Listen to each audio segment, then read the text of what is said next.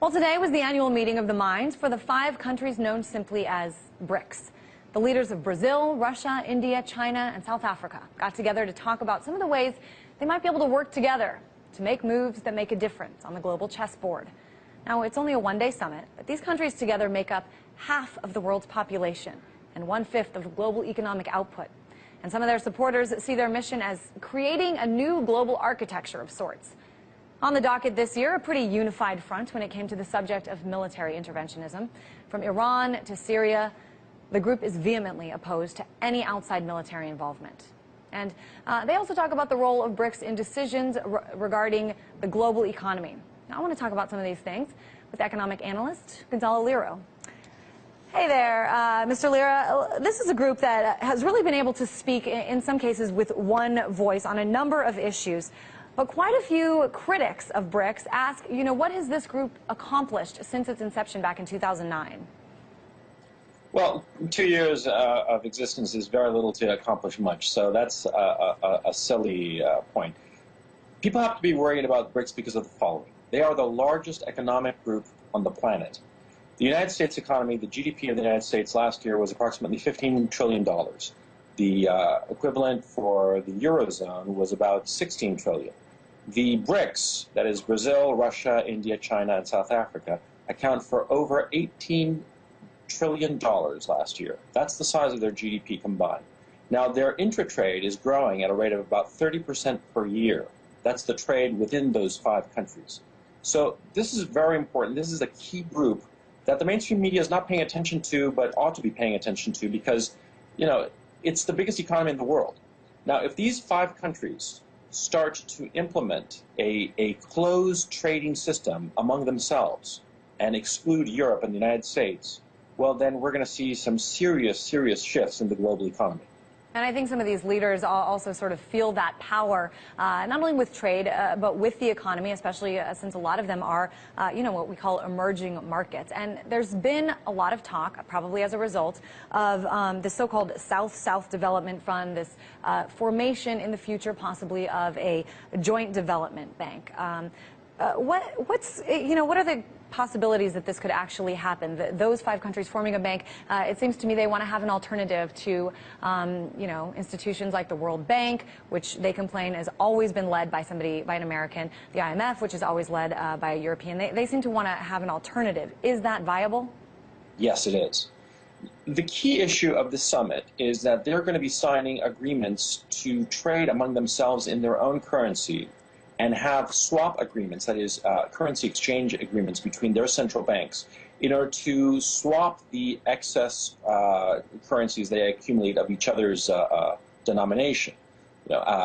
For instance, between Russia and Brazil, say, they'll as they accumulate currency in either one of those 2 countries, their central banks will swap those currencies in order to maintain the balance of trade, which is the typical function of the central bank. Now, this is important because it creates a self-sustaining cycle among these 5 countries. Now, South Africa is really the small one. The ones that really matter, of course, are Brazil, Russia, India, and China. Those countries, if they start doing this independent bloc, will present an economic challenge to the West, that is, to the Eurozone, and to the North American Free Trade Agreement. This is really important. Now, if they manage to create an analogous institution to the World Bank, that's all good and fine. But that's not really the important thing. It's the currency swaps, which seems so obscure. But that's the key issue because it smooths the trade between those 5 countries. As I said before, they are trading, their trade among themselves is growing at a rate of about 30% per year. It's only $230 billion per year at this point. But if you're growing that trade, that number, from by 30% every year, year after year, very quickly that number is going to become huge, and that is when these 5 countries will present a serious challenge to the West. But it seems surprising to me, Gonzalo, that just these 5 countries, if they're going to sort of create a wall around themselves concerning trade, it seems hard to swallow that they'd be able to function without the help of the West at all. Oh, no, that's not an issue that, I'm sorry, I didn't mean to imply that they're creating a wall that they're going to be self-sustaining. Not at all. They'll continue to trade with the West, but the point is that the dollar will no longer be the undisputed reserve currency. Now, the dollar has been the reserve currency because part of the agreement, the tacit agreement between the United States and Saudi Arabia, was the United States supplied military protection, and Saudi Arabia guaranteed that it would only trade oil in dollars. Now, of course, Saudi Arabia is the largest exporter of oil on the planet, has the largest proven reserves on the planet. So, of course, this ensured that the dollar would remain as the currency of choice in the world's global trade. But if these 5 countries succeed in this scheme to swap each other's currency and maintain a foreign currency exchange among themselves, this will erode the dollar status. Now, why is this important? Because it'll become harder for the United States to fund its deficit. Remember, people only buy, that is, foreign countries only buy U.S. Treasury bonds because the dollar is the world's trading currency.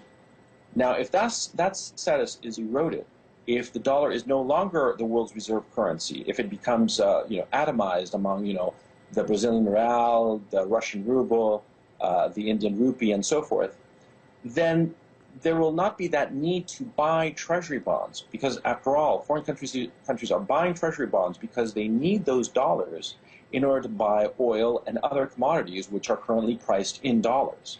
Now, as that is eroded by this unification of the BRICS, it's going to start affecting the American economy, specifically the American ability to fund itself via debt.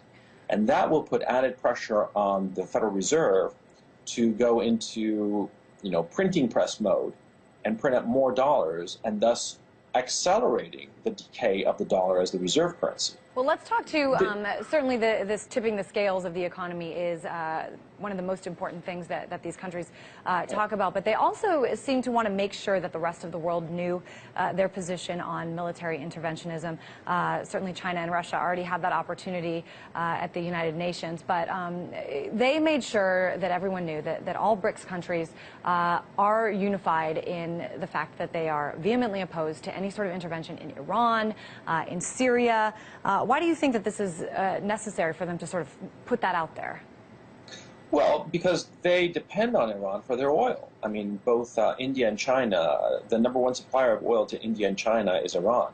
Now, they want to make sure that Iranian oil continues to flow their way at reasonable prices. And the more uncertainty and the more warmongering that's going on in the West vis-a-vis Iran, the higher the price of oil, and that hurts India and China, and they certainly don't want that. So, of course, they're going to be making it clear that their view is no war with Iran, no war in the Middle East. They just want things to just settle and continue as they are. It's not that they are, that they love Iran. They just want to maintain the status quo in order to not be worried about their domestic economic situation, which is perfectly reasonable. Just real quick, I just want to get one more question in because we're almost out of time. What do you have to say to those people? I mean, a lot of people, as you said, the mainstream media is not really covering this at all. Some people are taking a look at this and saying this is just a photo op. Really quick, what would you say to those people? Wait 5 years. And when the dollar reserve currency status is no longer as foolproof as it is today, then we'll talk. All right, economic analyst Gonzalo Lira, thanks so much for joining us. My pleasure. Thank you for having me.